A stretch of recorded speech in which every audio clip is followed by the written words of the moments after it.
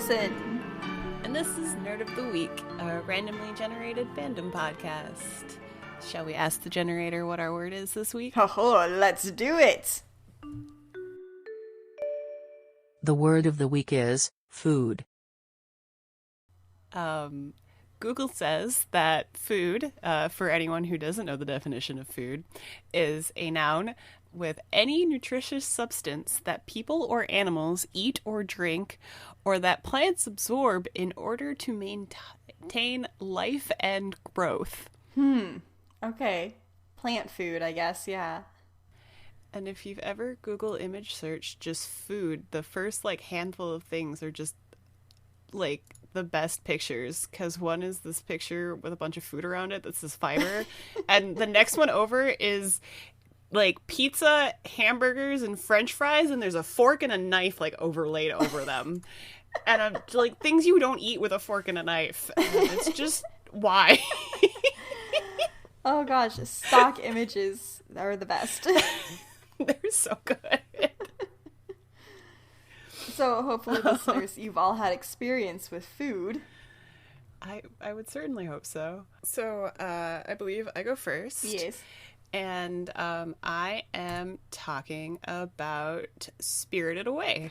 Oh, okay. I would not have thought of that.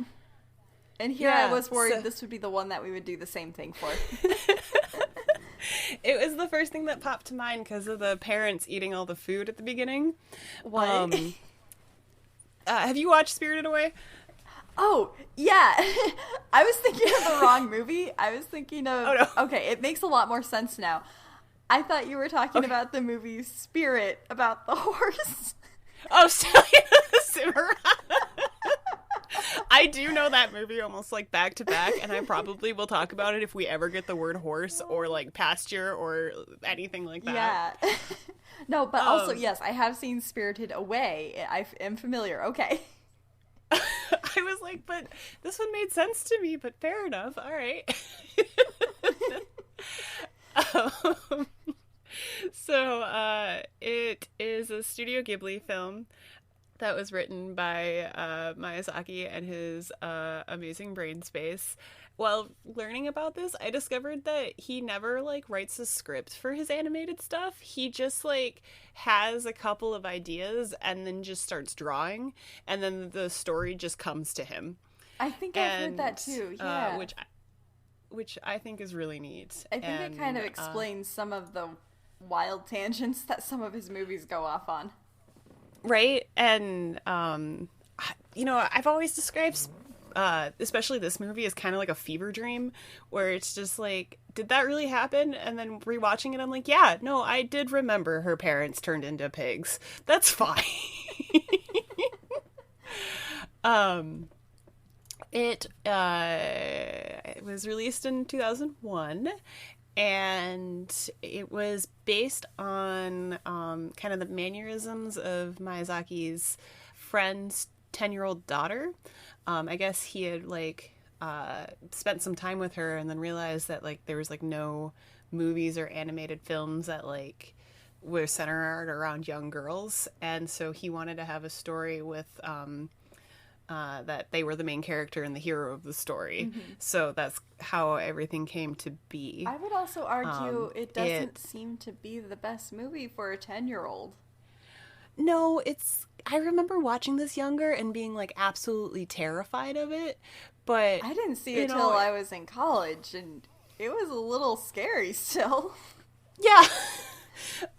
It's not you watch this and you're this was for kids? Okay. But it does have a happy ending, so at least there's that. Yeah, okay. Question mark. All right. And I'm sorry, I don't mean to keep derailing us. I'll let you summarize. You're fine.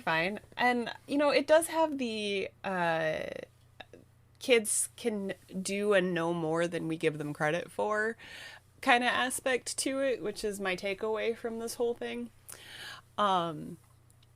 It won an Oscar and an Academy Award, and I think it's the only hand-drawn and not English film to win an Academy Award to date. Wow. And it's often considered one of the best like animated movies of all time. It starts off with this girl, 10-year-old Chihiro, and her parents, and they're driving along, and they're moving out, and like I think like one of the first couple of lines is, "Yeah, this really is the middle of nowhere," and they show Chihiro, and she's looking at a bouquet of flowers with a note from a friend of hers that's like, "I'll miss you, Chihiro." Aww. Heart. And then she's all upset because the first bouquet of flowers she's ever gotten was because it was a going away present. And her mom's like, "Well, your dad got you a rose that one time." In classic parent, like, "We did this other thing for you one time." And Chihiro's being a romantic and sad in the background, like, "That's not the same." And they are driving for a bit, and then the dad gets lost, and they stop by these like cute little shrine things that Chihiro's mom says that may contain like fairies or spirits or something in there, because apparently everything that I talk about on this podcast involves fairies in some capacity. It's not Fairy Week. We already did that. And then so the dad decides to take a shortcut.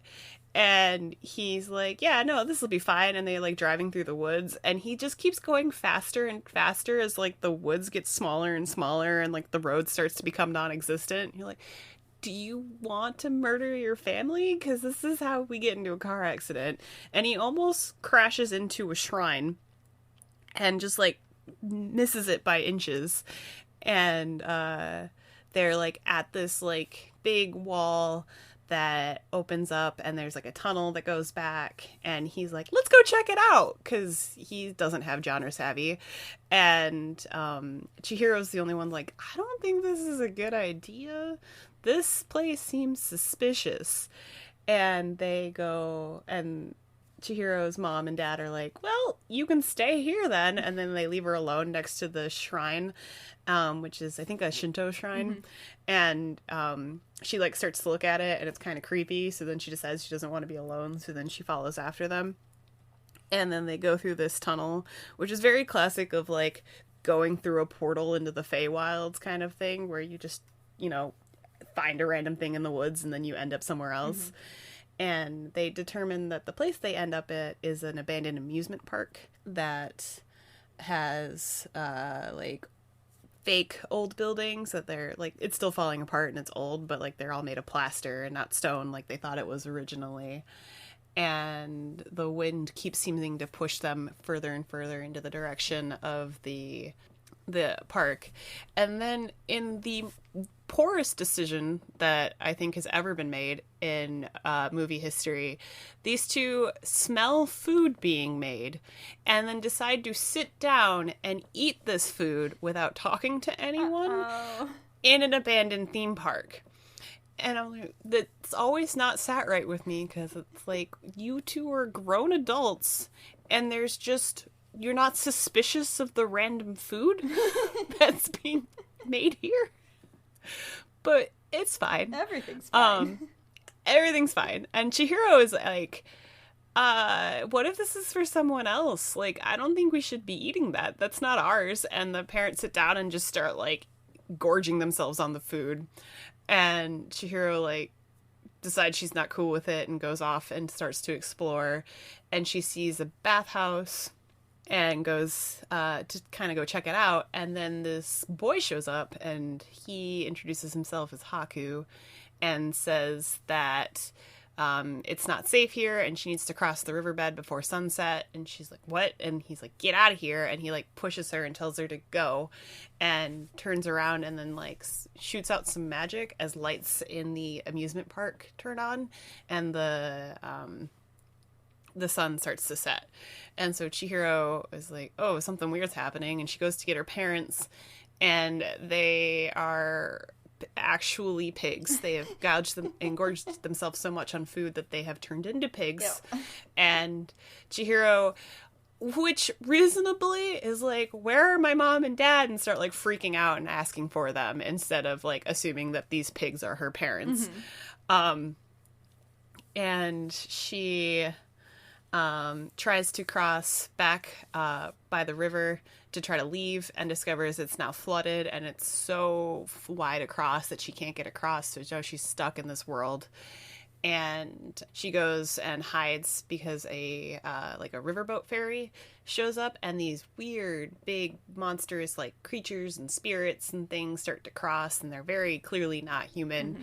And so she goes and hides, and Haku ends up finding her, telling her to find the bathhouse boiler man, Kamaji, who will help her, because if Yubaba finds her first, then she'll be stuck there forever. So she needs to work. So he gives her like a mental image of how to get there, and then goes off and is like, yep, I'm here, because everyone seems to be looking for him for some reason. And he's like, stop worrying about it, and like directs a bunch of people who are looking for him across. And there's the scene where they cross over a bridge, and she's supposed to hold her breath, and she doesn't make it all the way because the tiny frog guy who was looking for Haku was like, hey, where have you been? Oh crap, that's a human. And then you see the first image of No Face, and he's like this big, the face of Studio Ghibli is this big like black spirit thing with the mask. And he like pops into existence for a second and looks at her and then like disappears again. And then Chihiro runs and finds the Boilerman Kamaji, who is like the best ride or die character ever. He is working under the bathhouse, and he's got like a bunch of spider arms, and he has enchanted the soot spirits to take coal and throw them into the fire so that he can heat various parts of the bathhouse. And Chihiro keeps shouting that she needs a job because she was told she needed to ask for a job. And then the soot spirits, one bumps into her and drops the coal on, gets smushed by the coal. And they're these really adorable black fuzzy like soot looking creatures that like hobble around. So Chihiro ends up picking up one of the coal and like throwing it into the fire. And then my favorite scene is all the soot spirits realize that if they just drop the coal on themselves, then maybe she'll just do their job for them. So then like they all just stand around her and then just drop the coal on themselves so they don't have to pick it up. It's just such a cute scene. And Kamaji's like, look, man, they already have a job, and it's this job. You're going to have to find your own job. And it's kind of being like a curmudgeon old man. But the second a worker, whose name is Lynn, opens the door and is like, hey, I got food for you. Holy crap, there's a human here. And he's like, nope, she's my granddaughter. She's like, what? And he's like, this is my granddaughter. She's come here for a job. And clearly not a total lie or suspect story. Clearly. But Kamaji like immediately adopted her and was like, nope, she's fine. So they have to go, or Kamaji requests that Lynn take her to Yubaba, who is the witch rich spirit who runs the bathhouse. And in my head, I've always called her Baba Yaga, and then I forgot her name was Yubaba, and I always like want to just call her Baba Yaga. It's kind of close. It's there. It's close enough. And she shows up after some shenanigans trying to get to the top floor and being like almost found out that she's a human. And the radish spirit like follows them around for whatever reason and gives like My Neighbor Totoro vibes, where they like stand right just next to her in this big like foreboding figure, but isn't really mean. He's just there in a large thing. And Lynn ends up outmaneuvering a frog spirit by being like, look, I have this cool newt, and then like pushing Chihiro into the elevator with the radish spirit as they go up. And then she meets Yubaba, where she keeps asking for a job, and Yubaba's like, nope, I'm gonna steal your name, and I'm gonna you're going to be stuck here forever, blah, blah, blah. And Chihiro's like, no, I need a job. And apparently Yubaba at some point in her life made a deal that she would always give a job to someone who asked one of her. I make the assumption that she did that so that she could have those powers, because that's kind of how weird fae magic works. And so then Yubaba is like, nope. But then her baby starts screaming because Chihiro keeps shouting. And then to make her go away, she gives her a job, but she steals most of her name and only leaves the kanji for Sen left in her name. And so she renames her to Sen and sends Chihiro down back with Haku, and she tells Haku to take Sen down and give her a job and get her out of her sight, kind of thing. And so they hook her up with Lynn, and Lynn is going to help her work as like an assistant and then do like bathhouse cleaning jobs. And that's what everyone Haku wants takes her to do. What everyone wants to do, but it's better than getting eaten. True. I think. True. So, minor victories. And then Haku is like acting all cold and suspicious, or like not the way he was before, but Chihiro slowly realizes that he has to put on this front so that no one thinks that they're working together. And Haku eventually takes Chihiro to her parents to visit them in the pig pen, and there's just a bunch of pigs, and she's talking to her parents, and Haku tells her that her parents have like embraced the life of a pig, which honestly, mood, I would love to just eat and sleep all day. And then she goes, then he asks her to pull out that card that she had from her friend, and then she realized she's already forgotten her real name and that she knows her name is Chihiro. And Haku tells her that Yubaba controls people by taking away their names, and that's a very classic trope in fae and magic things, is like your name has power. So she needs to remember and hold on to her name, and Haku says the only reason he's stuck here is he's forgotten his. And so then Sen's like, I'm gonna find your name too. Aww. So Sen goes back and starts working with Lynn, and she's got a lot of discrimination because everyone thinks she's a stinky human, but Kamaji and Lynn are trying to make the best of the situation for her. And then at some point she sees No Face again and invites him in because he's kind of taken an interest in her. And so she leaves the bathhouse door open for him, thinking he's a customer because she doesn't know the rules of this world. And so No Face kind of follows her in. And then Sen they're cleaning this big, disgusting bath that probably hasn't been cleaned in like weeks. And Lynn sends her to go get a bath token so that they can rinse it out with some herbal tea, and the frog spirit won't give it to her, and No Face ends up like stealing one for her because he's mostly invisible, and then hands it to her. And then Chihiro is like, yeah, thanks so much. And the frog spirit's like, wait, how'd you get that? But then like gets distracted by other clients, so then just lets her go. And they drop the water into the bath itself, and while it's soaking, No Face shows up again and tries to like give her all of the bath tokens. And she's like, no, I'm good, I have the one. And he's like, no, here, have more. And then he gets sad because she won't take them, and it's like he makes this really pathetic like sound, and I'm just like, I love him so much, and I just want him to be happy. I know. And it's so cute. He's such a good guy. He just is misguided for a little while. But it ends up being good because while this is happening, what they believe to be is a stink spirit shows up, and he smells awful, and everyone's like trying to keep him from coming in, and then they finally have to let him in because he just kind of like powers his way into the bathhouse. And they put him in the tub that Chihiro had just cleaned. And now she has all these extra bath tokens from No Face, so she can keep pouring water on him from the tokens and try to clean him off.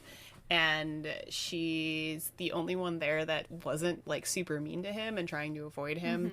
And she ends up like getting stuck in the tub, and the spirit like helps her up and like holds her out of the water so she can breathe.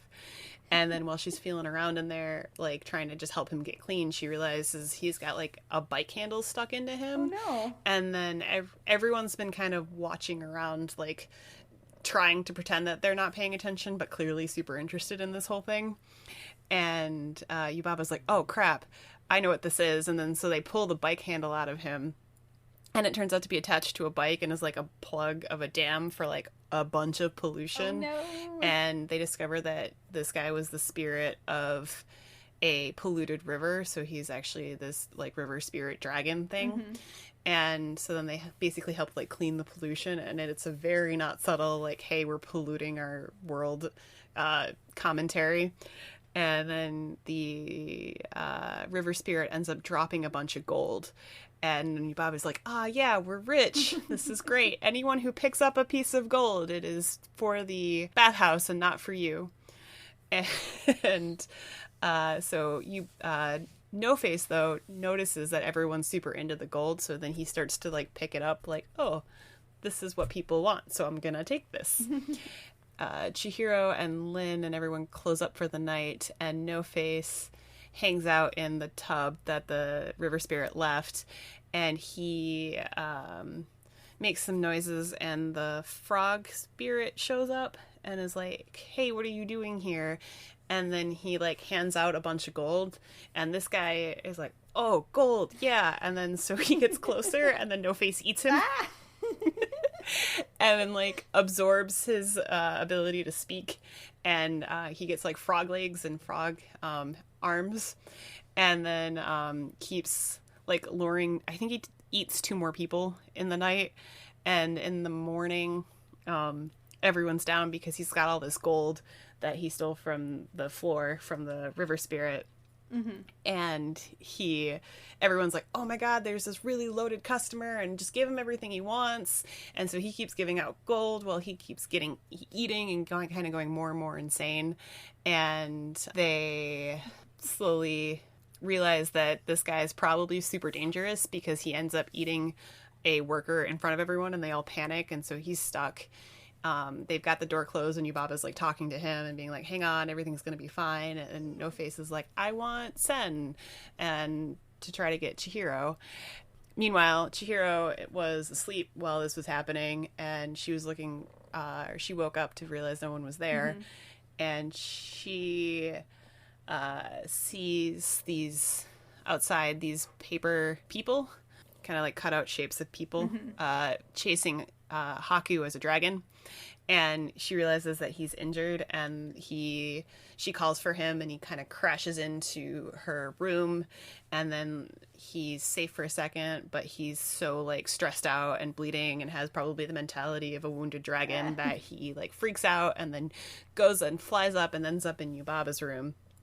Chihiro climbs upstairs in like the most like mildly destructive like there's all this pipe and stuff that's holding like the building together, and like every time she touches something like falls off the building. Oh, no. And you're like, that's probably was needed for something.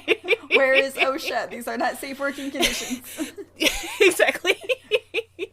And she goes in. There's a spirit, one of the paper plane things turns into Zaniba, who is Yubaba's twin sister.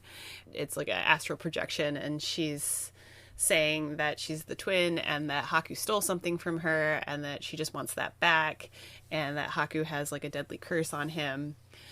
Haku like attacks the hologram and like splits it in half, and Zaniba disappears.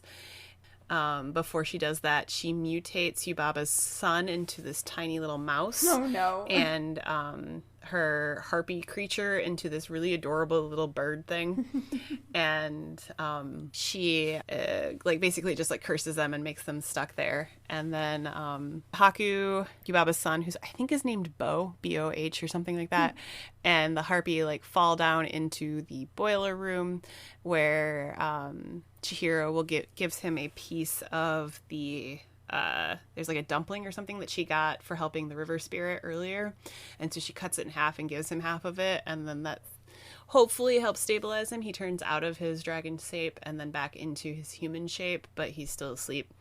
And then people come to find her and tell her that No Face is looking for her. And she's like, I gotta go return this thing that Haku stole, but I'll deal with No Face first. And she goes and talks to No Face, who is like this huge, terrifying creature who's been eating like everything. And he keeps like offering her gold and food and things. And she's like, no, you don't. I don't need this. This isn't great. You should stop. And he chases her around the hall, and I don't remember exactly how she gets him to calm down, but like they get him to throw up she gives him the other half of the dumpling, and then he throws up the 2 workers he ate, and then the frog worker, and then he's back to his like small form. And she's like, you're gonna come with me because this place is not good for you. And then the baby and the harpy and No Face go on a train to go out to see Zeniba. There's very classic Studio Ghibli, like really chill scenes after really crazy scenes, and it's like the scene of the train, and then like Chihiro's sitting on the train with No Face looking out the window, and it's all very chill and like gives you a breath from the action for a moment. And then they get to Zeniba's, where she gives back the thing that Haku stole and apologizes on behalf of him. And Zeniba helps No Face, Bo, and the harpy make a hair ribbon to help like protect her, and tells her that she should go back to save Haku. And while that's happening, Yubaba finds Haku and is like, oh, you're still alive. I thought you died. And Haku goes, well, you need to release Chihiro from her bonds. And Yubaba's like, why would I do that? And Haku goes, it seems to me that you're not aware that you're missing your child. And then Yubaba freaks out because Bo's gone. And then she's like, all right, fine. If you can bring my son back to me, I will give Chihiro a chance to win her freedom back and get her parents turned from a pig, but she has to pass a test. And then we find, while Chihiro's heading back, Haku shows up to pick up Chihiro and bring her to Yubaba. The baby and the harpy turn back into their normal original selves, and the baby tells Yubaba that she better be nice to Chihiro or he's never going to talk to her again, and is like standing up to his mom. And she's like, wait, what? And he's like, yep, you better be good. And she's like, but she hurt you. And he's like, no, I left my room and I had an adventure and it was fine and I didn't die. And you're a helicopter parent and you did back off. Chihiro talks to Yubaba, and she's like, all right, here are your parents, or here are all of the pigs. If you can tell me which 2 are your parents, then I will let you go. And Chihiro's like, none of these pigs are my parents. And then they all like pop into just random spirits that were there, and they're like, congrats, you solved the riddle.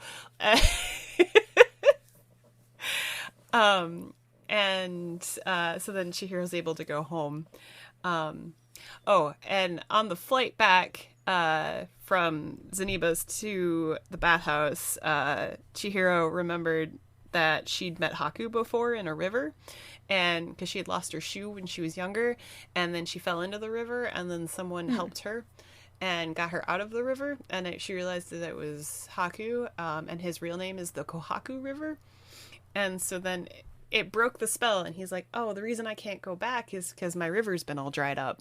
And they end up falling from the sky for like a while.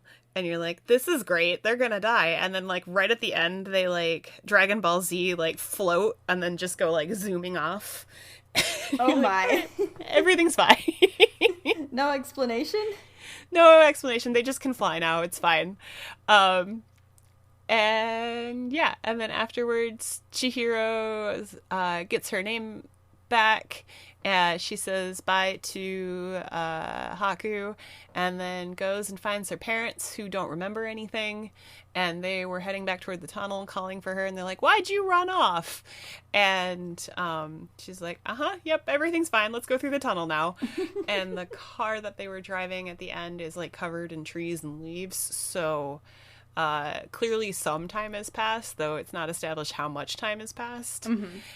And then they drive off, and that's the movie. Wow, a little confusing.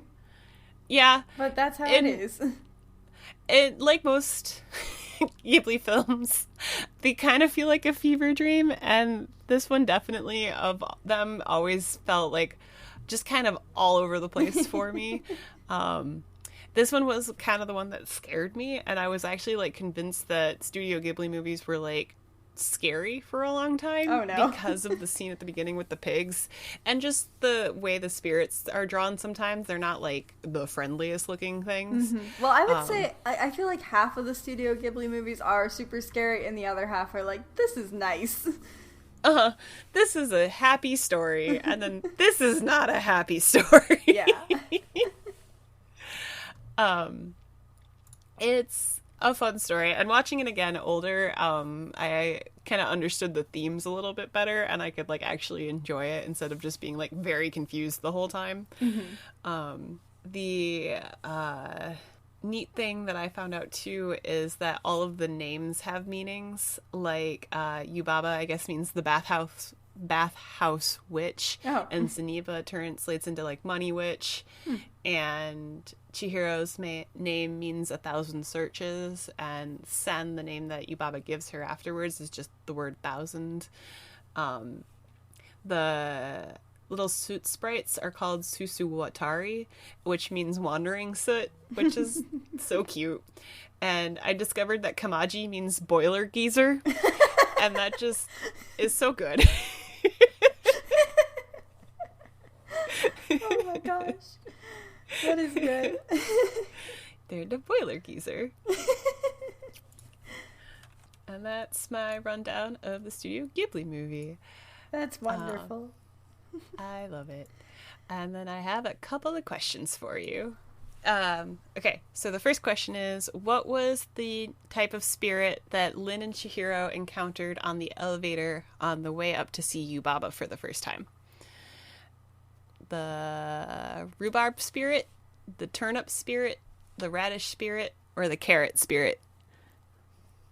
Oh, I'm gonna say turnip because that makes the most sense in Studio Ghibli canon, but I don't know if that's true or not. It's the radish spirit. Darn Very it. close, though. Oh, but there's like Turnip Head in Howl's Moving Castle. That's true. That's so fair. I didn't know if turnips were like a thing or what, but apparently not. I mean, they're similar, right? Yeah. They're like bulby type foods. Yeah. At the beginning of the movie, Chihiro is holding something from her best friend that had the card that reminded Chihiro of her name. What was the gift that she got? Was it a book, a bouquet, a stuffed animal, or a single rose? It was the bouquet. Yeah, it was her first bouquet that she got because she was leaving. Aww. And then Chihiro's father is a questionable driver, but what kind of car does he drive? Was it an Audi, a Nissan, a Honda, or a Fiat? Ooh. Nissan? No, it's an Audi. Aw. And he says that at the beginning, and it like stuck out to me. He's like, it's fine because we're on dirt road. It's even got 4-wheel drive. It's an Audi. I'm like, this is such a weird thing to just put into an animated movie, but all right. All right. Okay.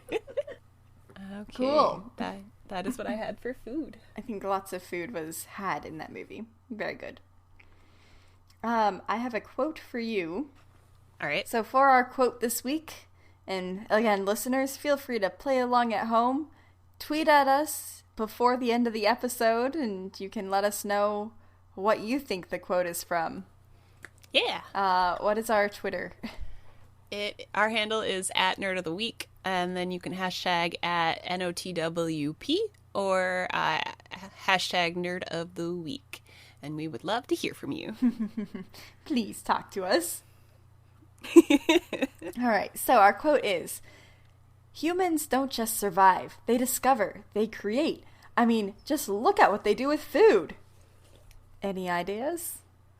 I'll think about it. All right, we'll circle back around.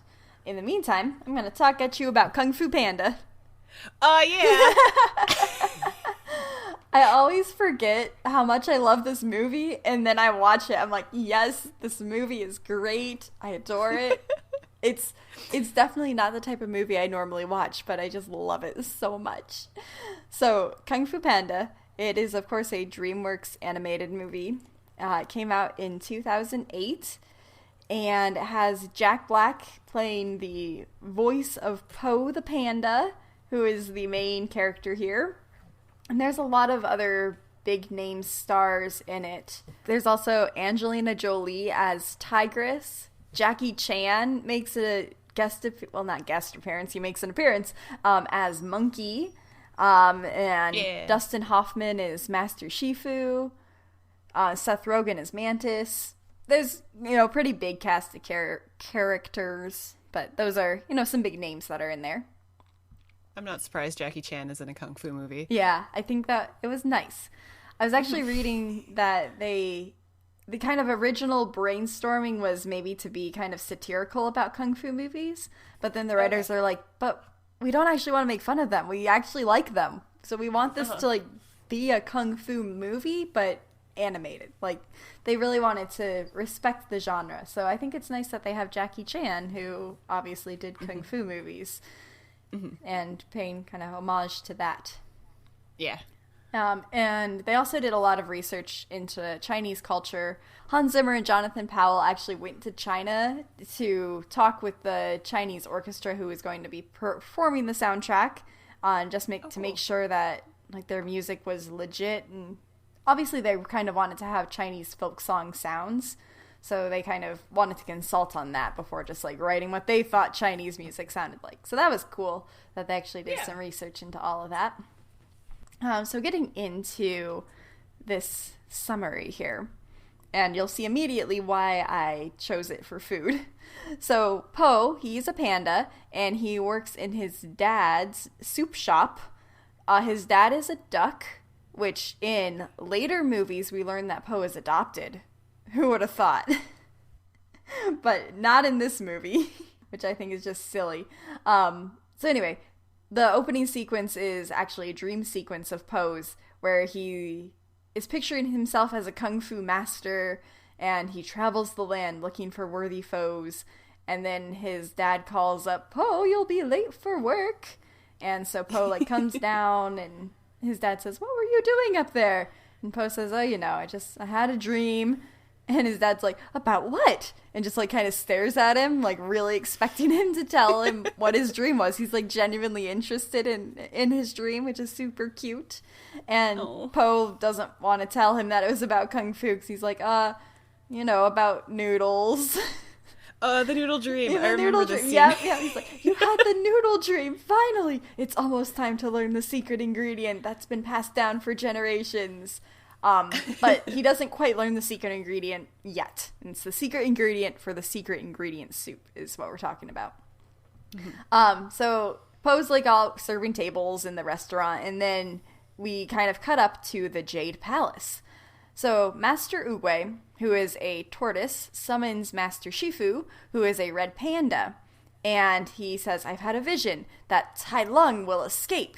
So Tai Lung is a snow leopard who is imprisoned for his crimes against humanity, I guess.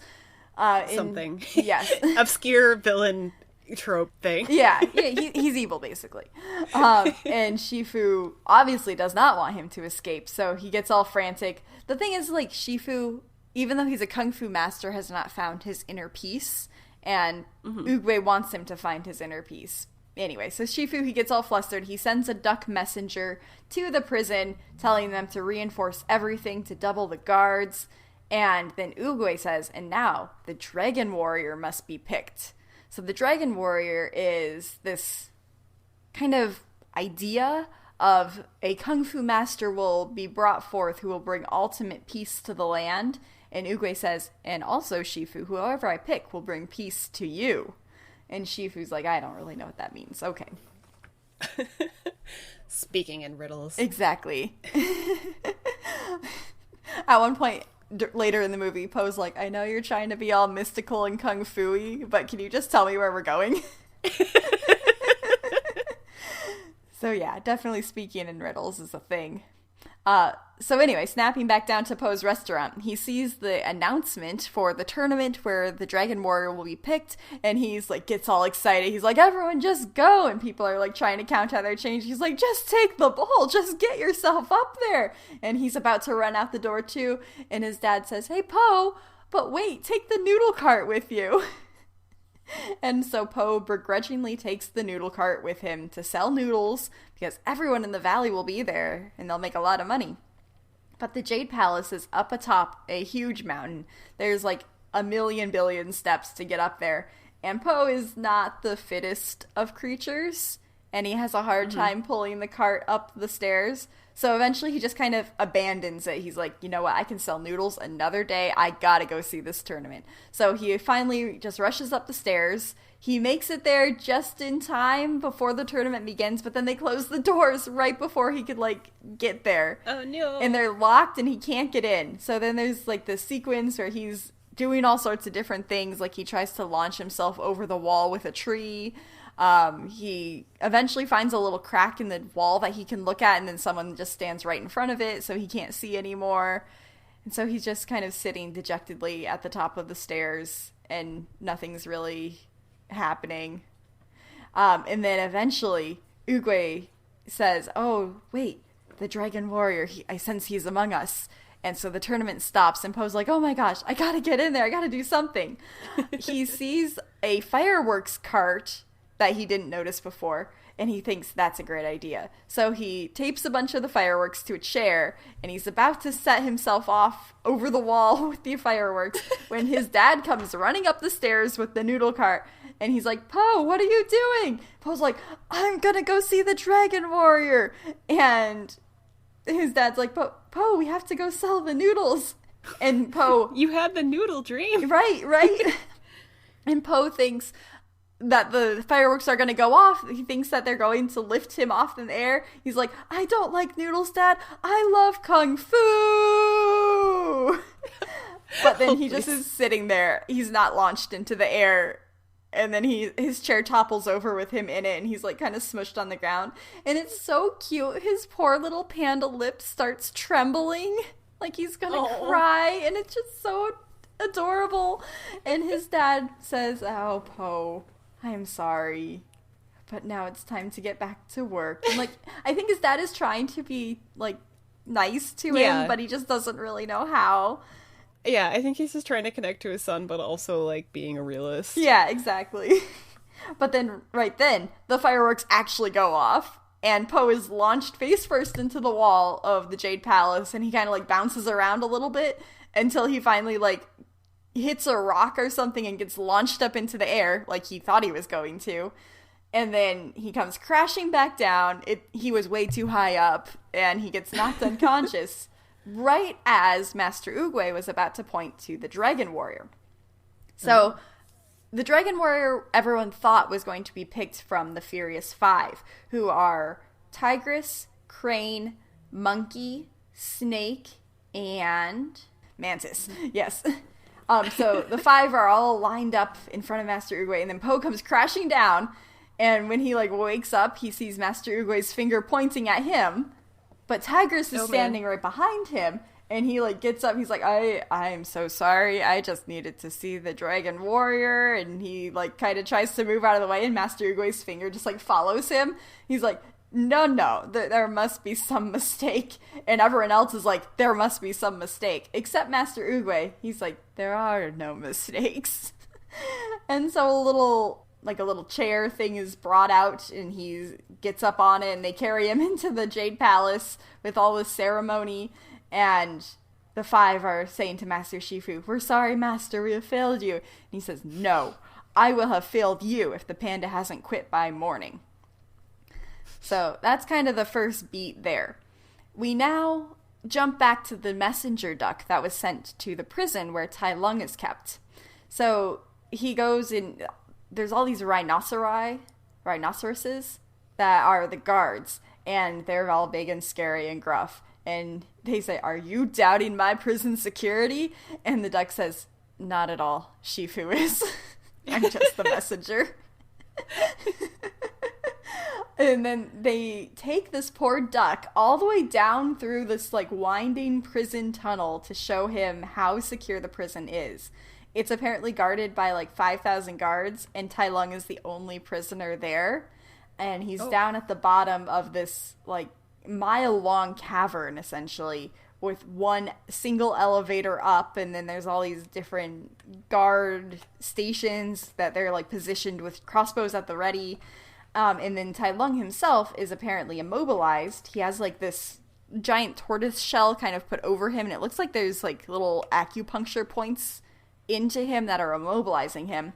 And the rhinoceros actually demonstrates this by stepping on his tail, and he doesn't flinch at all or like move anything. And so the duck is like, "Well, yep, I guess there's nothing to be seen here."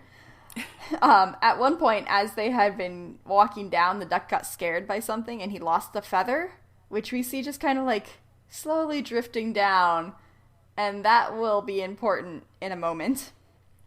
Okay. So they try and get back up, the duck and the rhinoceros, and as soon as their like backs are turned, we see Tai Lung's eyes snap open, and then his tail is not immobilized, and it flicks around to this feather that has now dropped in front of him. And since he's a snow leopard, he has a very long tail, so he can reach all around with this feather. He can actually like somehow get it up onto his back, where there's this little like lock and key mechanism. He's able to use the feather as a lockpick to unhinge the acupuncture shield, and he becomes mobile again. And he basically like breaks all of his chains. He actually uses some of the crossbows that are shot at him to break the chains as well. And then he basically like launches himself up the wall, and in a fury of kung fu moves avoids any sort of damage by any of the million arrows that are shot down at him. And then they have this like explosive set up as like a last resort sort of thing on the final bridge to get out, and you think, oh, this is gonna get it. But no, he like is faster than gravity, and he climbs himself up these falling pillars of stone, and he escapes. So he grabs the messenger duck by the neck, and he says, "You go tell Master Shifu that I'm on my way." And somehow the duck can fly faster than he can travel over land, even though he's a kung fu master that just, catapulted himself from the bottom of a pit. But whatever. Maybe he's just like dramatic slow entrance because he's had a long time to think about this. That's true. I was also thinking, he's probably not in the best condition right now, right. So he might need a little bit of time to rest. Get a sandwich. Yeah. So anyway, the duck is sent back with the message that Tai Lung is coming. Meanwhile, we go back to the Jade Palace. They don't know about any of this yet, but Master Shifu meets with Po, and he says, "What level do you think you are?" And Po is like, "Maybe a level 0?" He says, "There is no level 0. So there's this little punching bag dummy, and Po's like, I could try hitting that. And so he like barely touches it, and Shifu's like, "How about a little harder?" And so he hits it again. He's like, "How about that?" And he like hit it really hard, and the thing like comes flying back at him because of its momentum and shoots him backwards into this huge maze of like kung fu training equipment. And Tigress is like, "Should we go help him?" And Shifu's like, no, just let him ride it out. And poor Po, he gets like stabbed and hit in the face by maces, and like he's not really injured, but it's right. like cartoon injuries. Yeah. And then he finally gets to the end of it all and comes crawling back to the group. And he's like, how was that? And Master Shifu's like, there is now a level 0. That's not a whole mood. Right. So then we kind of cut to night, and the 5 are going back up to their rooms, and you hear them talking behind Poe's back. They're basically like, you'd think Master Oogway would at least pick someone who knows Kung Fu, and they say something like, or maybe even someone who can touch his toes, or even see his toes. And poor Poe, he heard all of this, and you see him like try and look down at his feet, and he falls down because he can't see them. Oh, he's just so he's sad. a panda. I know. He's not supposed to see his toes. I know. He's so sad. So he goes and mopes. He finds the sacred peach tree. He doesn't realize it's the sacred peach tree. But Oogway comes and finds him with his mouth stuffed full of peaches, and he said, like, Oogway's really nice to him. He's like, I see, you eat when you are troubled. And Poe's like, no, I don't know about that. And relatable. Right. But Poe, he's like talking like, maybe I just should quit. I don't deserve to be here. And Oogway's like, he gives the classic saying, and I don't really see how this fits in, but it's the lines where he says, yesterday is history, tomorrow's a mystery, and today is a gift, and that's why it's called the present. And somehow that's very inspirational to Poe, and he's like, yeah, it's the present, so I'm not gonna quit. I'm gonna learn Kung Fu. And Oogway is all satisfied with that, so good. Must be nice to just spew out some random nonsense and then be like, yep, this is wisdom, and then like yeet out. Exactly. So the next morning, Shifu goes to greet the Kung Fu masters, and they all come out, and he's like, where's the panda? And they look in his room, it's gone. He's like, he quit, yes. So they go out to the training rink, and there's Poe. He's already going at it. He tried to teach himself the splits, and he got stuck. Oh no. And then they all just kind of take turns like smacking him around, but he's all like, yeah, come on, that was fun, let's do more. Like, he's super into it. He doesn't care that he's getting beat up or anything about this. Yeah, and right at that moment, the messenger duck comes back, and he's all like disheveled. He's like, Tai Lung has escaped. Everyone's like, no. Oh no, how's this gonna happen? And everyone's just in a little, they're on edge. They don't know when he's really going to arrive. It's kind of scary. Mm-hmm. The 5 decide that they should go try and stop Tai Lung before he even reaches the Valley of Peace, which is where they all live. So they set out.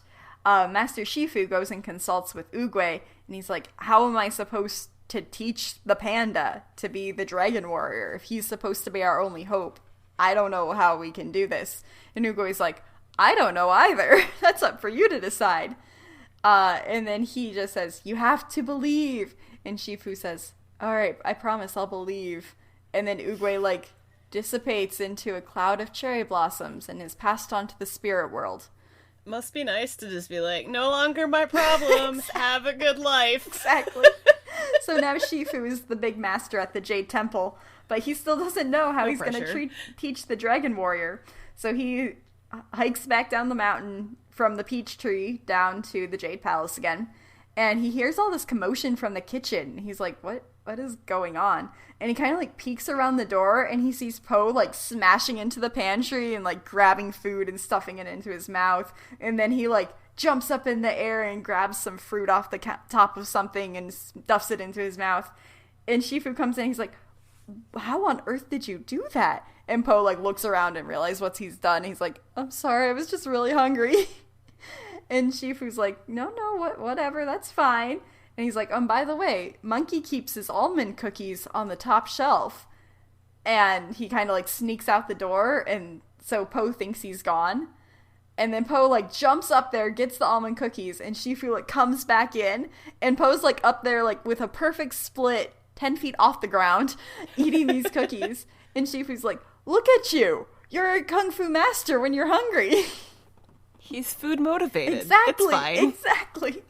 So Shifu has this great idea. He's like, I see that I cannot teach you how I had taught the 5. Come with me. And so this is where they hike up the mountain. Poe's like, I know you're trying to be all kung fu-y, but where are we going? So they get basically to like this training camp. It's not the peach tree. I don't really know where they are. It's not really explained why they had to go elsewhere from the Jade Palace, but they're being kung fu-y. Yeah, whatever. Uh-huh. But it's a really nice training montage where he's very motivated by food. There's one instance where Shifu like has a bowl of soup under him while he's trying to do push-ups. He like throws things up in the air for him to like see how high he can jump. And then at the end, he's like, all right, you have been trained and you may now eat. So Po tries to eat a dumpling and Shifu like grabs it before he can put it in his mouth. And he says, you may eat, Panda. And Po's like getting mad about it because he keeps getting his dumplings stolen. And they're down to the last dumpling. And it's like this epic fight for the dumpling. And they do all these cool kung fu moves, and Po's like keeping up with Shifu, and everything is working great. And you're like, yes, he's now the kung fu master. And he does get the dumpling. Woo. And then once he gets it, Shifu's like, so you can eat. And then Po tosses it back to him. He's like, I'm not hungry. It's like for once in his life. Uh-huh. And so then they traipse on down to the Jade Palace. At this point, we snap back to the 5. So they have met Tai Lung on this like huge valley. It's all misty, so you can't tell how deep it is, but it's pretty deep. And there's just like a single rope bridge across it. So they're trying to, of course, defeat him before he can cross the bridge. There's some epic kung fu moves going on, and they all have like excellent teamwork. It's really funny because at one point they've cut the bridge, but they're holding on to it so they can like swing people around on it basically.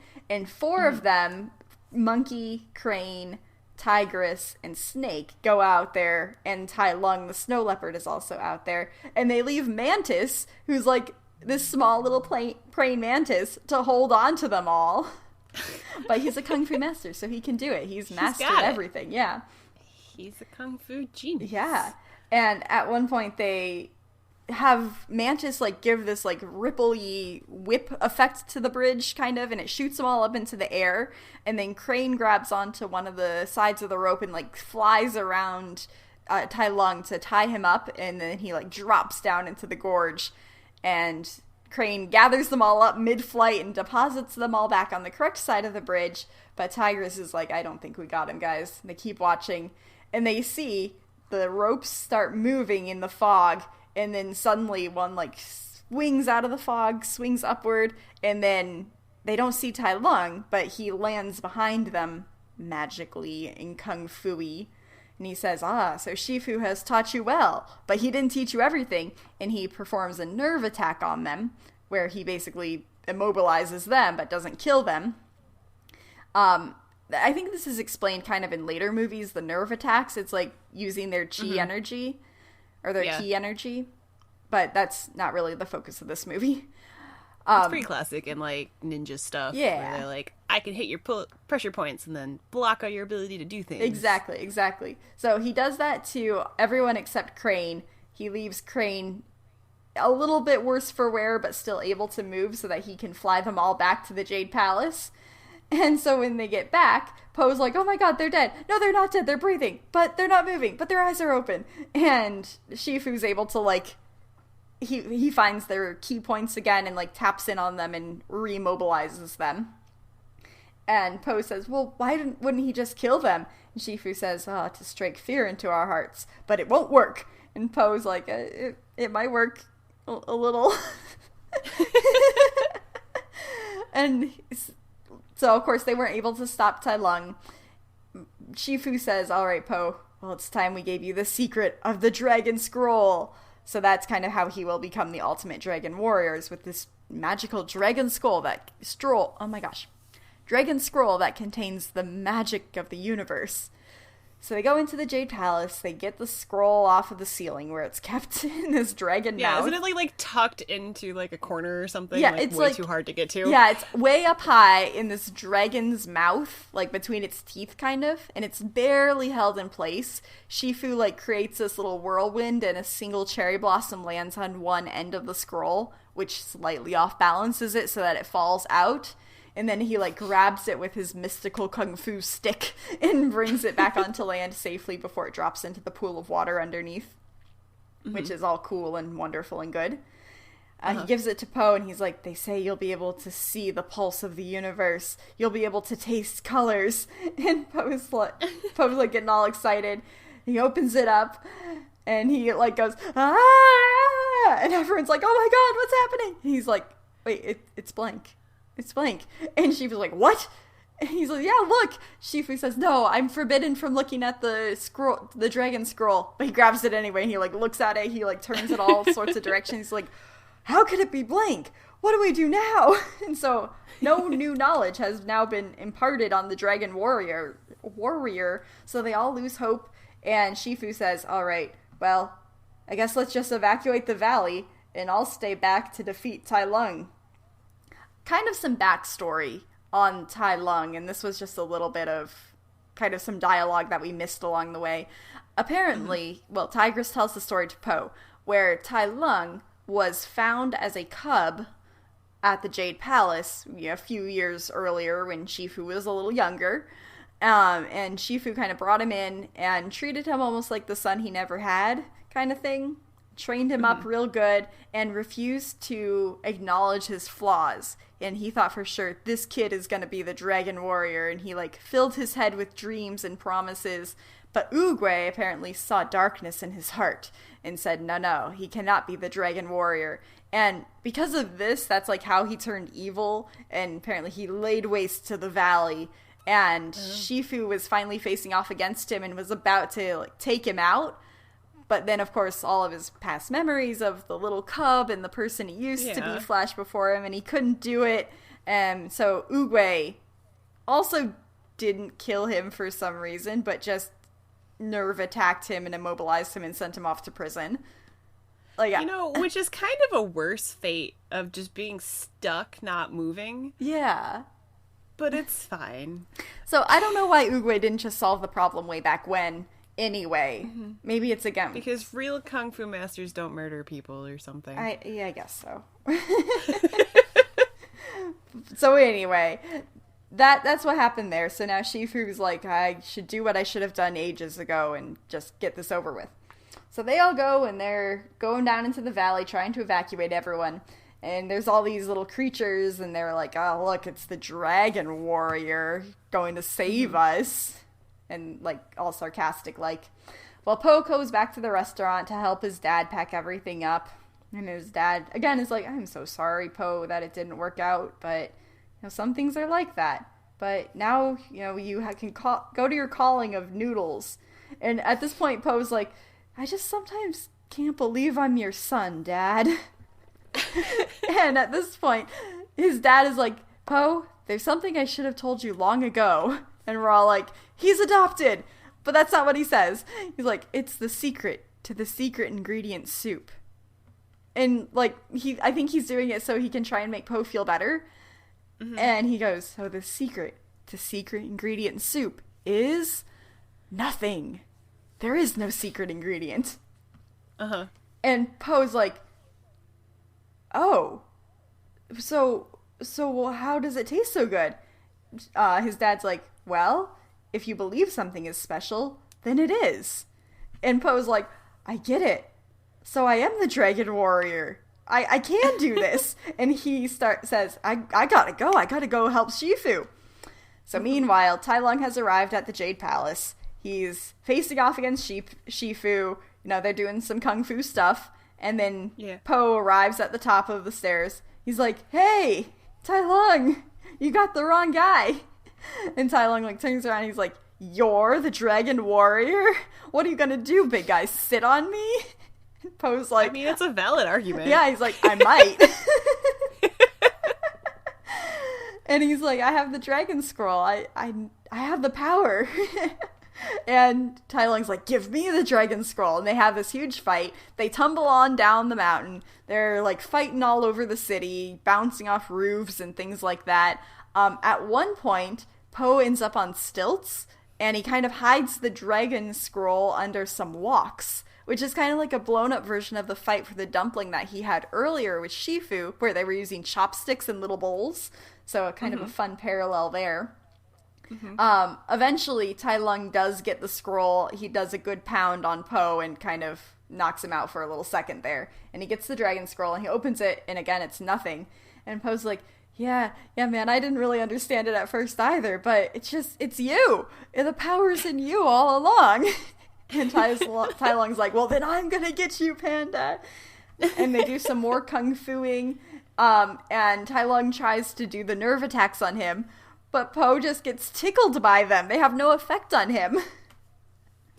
And eventually Tai Lung, like, tries to come and, like, he's gonna give him one big punch to the belly, but Po, like, gets all wound up for it and then, like, kind of belly smashes him into the air, basically. Like, he just bounces off of him. And he goes really, really high up into the air, and, like, on Po's face, he's kind of like, where'd he go? When's he coming down? And then finally he does come back down. He smashes into the ground into a Tai Lung-shaped hole. And then he has to crawl out of it. He is really not looking good anymore. Like, if he was a video game character, his health bar would be almost to 0. And he's just like, I will get you, Panda. I can still fight. And he's, like, all stuttering, and he can't really do anything. As he lunges towards Po one more time, Po grabs onto just his ring finger with his pinky up. Now, this is apparently an old move called the Wushi Finger, which earlier Shifu had actually threatened him with when he was trying to get him to quit. And Tai Lung's like, Shifu didn't teach you this. Po's like, no, I figured it out. And we see him, like, move his pinky finger, because all he has to do is flex it, and that will send off whatever it is that the Wushi Finger does. And then we see everyone who's evacuated the village. There's, like, this wave of energy that, like, comes out to them, and it's, like, this gust of wind, essentially, and they're like, oh my gosh, he must have defeated him. We never see what happened to Tai Lung because of this attack. We have to assume he's dead, but also we can't have our main good boy character, Po, killing people. So right. I think they had to, like, tussle with that in their heads while they were creating the movie of, like, do we show Tai Lung dying or not? And they opted not to. We just have to assume. He just, like, turned into flowers, and it's fine. Something like that. Yeah, he is now the energy of the universe. Something like that. Yeah. So anyway, everyone goes back on into the village, and out of the dust and rubble comes this, like, majestic figure. He's got, like, a cape blowing behind him and one of those traditional Chinese hats that have, like, the big pointy top and they're big round circular. You know what I'm talking about? Yeah. So that's kind of what it looks like coming out of the rubble at them. But then all the dust clears, and it's just Po with a wok stuck on his head and an apron from his restaurant accidentally tied around his neck somehow. And he looks, like, all disheveled and silly. And they're like, it's the Dragon Warrior. He saved us all. And they're like, yay! He did it! He did what Shifu couldn't do! Right at that moment, Po realizes, oh my gosh, Master Shifu, we gotta go make sure he's okay. So he rushes back up the stairs, again, to the Jade Palace. And Shifu's just, like, lying still by the pool in the Jade Palace. And Po goes up to him like, Shifu, are you alive? Are you awake? And he kind of, like, smacks him around on the face a few times. And Shifu's like, Po, you're not dead. Unless we're both dead. And Po goes, no, I didn't die. I defeated Tai Lung. And Shifu is finally at peace. And he, like, finally smiles for the first time in the entire movie. And he, like, lays down to rest, and he's like, I am finally at peace. And Po lays down next to him, but, like, keeps fidgeting and, like, making little grunting noises. And he's like, you want to go get something to eat? And Shifu goes, yep. and that's the end of the first movie. Yeah. Yay! So it's very food heavy for a movie that's about kung fu. That's true. It also would have fit really well with the duck theme we had a while ago. Oh my gosh, it would have. Oh gosh, I didn't even think of it for that. Wow, yeah. Excellent.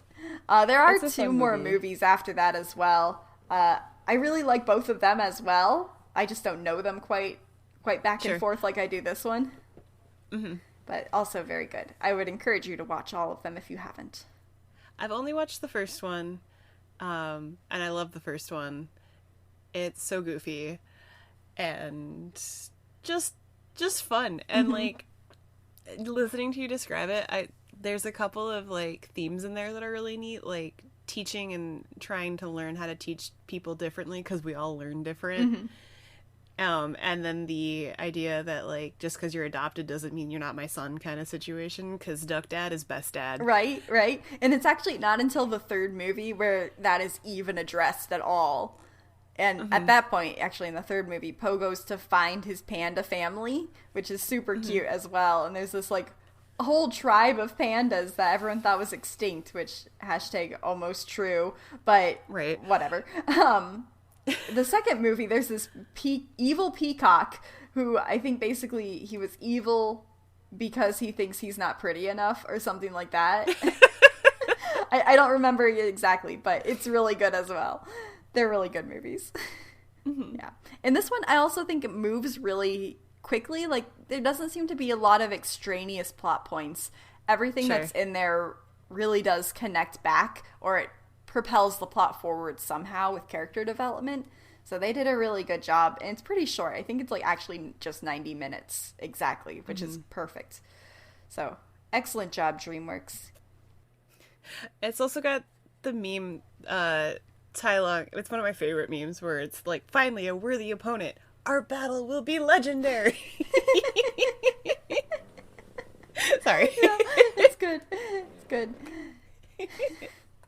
So, I got 2 questions for you.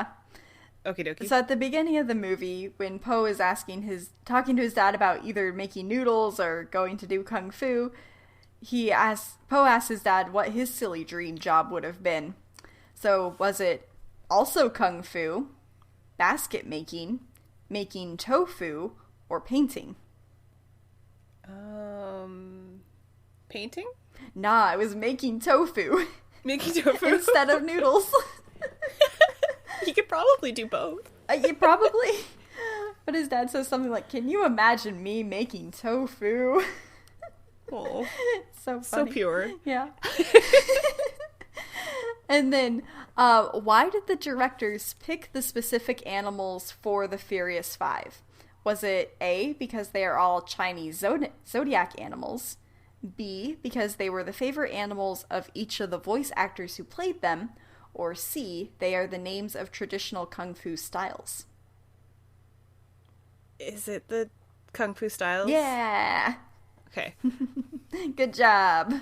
Yeah. So that was all I had today. That was excellent. It's a fun movie. All right. So I had a quote for you. You did. Do you want me to say it again? Yes, please. Okay. Humans don't just survive. They discover. They create. I mean, just look at what they do with food. Is that... This is a guess, but is it the movie with the rat who cooks things? Yeah! Ratatouille! Okay. And the rat's name is not Ratatouille. It's Remy. Yeah, ratatouille is a type of food, Yes, right? and he makes it in the movie. I could have brought that one as well, but I don't know it quite as well. I don't get as much giggles out of it as I do from Kung Fu Panda. That's fair. I didn't even remember what it was called, so it's all good. It's all right. But yeah, you got it. You got it. Woo woo. All right. So, hey, generator, what is our new word for next time? The next word is detective. ooh. All right. Well, I've already talked about the Dresden Files, so I'm going to have to come up with something else. I'm excited. I'll think of something. Yeah. I'll think of something.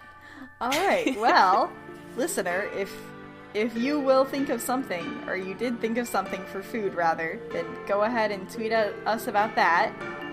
Hold your horses on what you'd pick for detective, because we don't want to be influenced by y'all on our picks. But you can tell us about that next time. Yeah. And remember, if if you enjoyed our podcast or we got a sensible chuckle out of you, please share an episode with your friends or a friend and just pass it along, because that's how podcasts do. Yes. Just grow by one. It's like a pyramid scheme almost. But not. This is not a pyramid scheme. Did you just compare our podcast to a pyramid scheme? Before we start talking yourself into spirals, I've been Stephanie. I've been Allison. This is not a pyramid scheme. This is not a pyramid scheme. This is Nerd of the Week. And if you don't have anything cool to say, play word association with the random word generator. Okay, bye. Okay, bye.